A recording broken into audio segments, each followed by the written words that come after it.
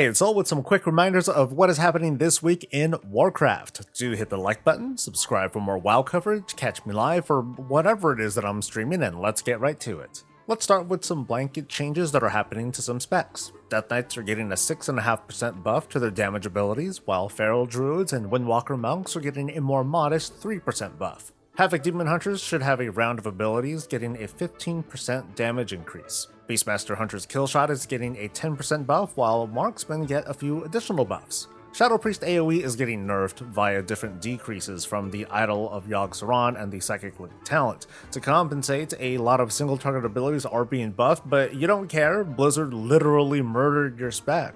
On the other hand, Holy DPS is going up, so hey, how about that? Also, the Resto Shaman set is getting a sizable buff, the Protection Paladin set is getting nothing as usual, and Warrior tanks are getting even tankier with defensive stance, which may do little to get them to actually use it. The Skarn fight in Aberrus is being nerfed supposedly on Mythic only, where notably the activation traps is more consistent now. This ought to make the planning phase of the encounter much more reliable. The XP buffs continue thanks to stacking the 50% passive buff with the 10% Midsummer Fire Festival buff. And to top it off this week, the World Quest bonus event is happening where the World Quest gives a lot of bonus rep and the Event Quest gives 2500 rep. So if you're working on Dragonflight rep specifically, don't forget to also pick up the extra rep buff from the Forbidden Reach zone for some ridiculous gains, especially for alts. This week you can expect another Spark of Shadowflame to be available if you've been collecting them normally, and since last week we are now able to buy a Splintered Spark from the Great Vault vendor for 6 of those tokens that you get when you don't like your vault. Now there's a bit of a path for those folks who want to have a full set of crafted gear this season, or at least impatiently waiting while having rotten luck. So simply keep doing what you're doing, but if you're a more casual player who does no more than Raid Finder, definitely do all of Raid Finder, so that way you can fill up all your vault slots, and even if you don't get anything that you like, maybe you can get something crafted.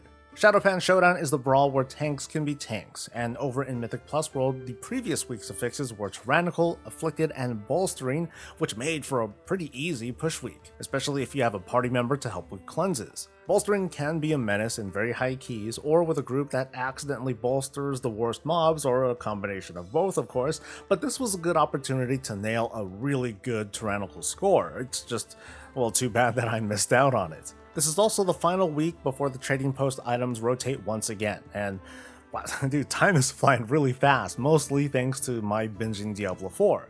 But also later this week, a new Prime Gaming promo kicks in that scores you a bird mount from the old trading card game, which also means to make sure that you claim your epic purple shirt if you haven't already. We now have a launch date for patch 10.15, and it's the week of July 11th. A new dungeon is coming, a new spec for evokers is coming, and time rips are coming. This is actually what I've been talking about most, to be honest, because I'm a big sucker for transmog, and I love that the rewards are bought with currency. That means we can get on a bunch of alts to get the bigger weekly reward, buy what we want, and even if it's not our armor or weapon type, we can just send these items to characters who can activate them.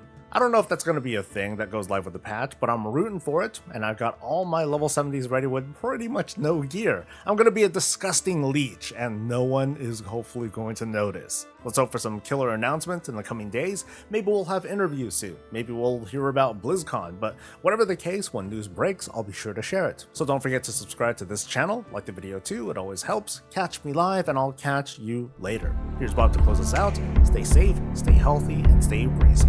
You start in town, picking up all the weeklies, then you head down, check and notice but there are attendees. Then you do a circle around the aisles, helping dragons for a while, do a hunt, cook soup and some bounties, queuing for some dungeons, stopping invasions, helping the dragon nations. But in the end you're just a gamer, you're just trying to get the big reputation, big reputation. Ooh, you and me were founding big reputations, that's what they were really trying to do.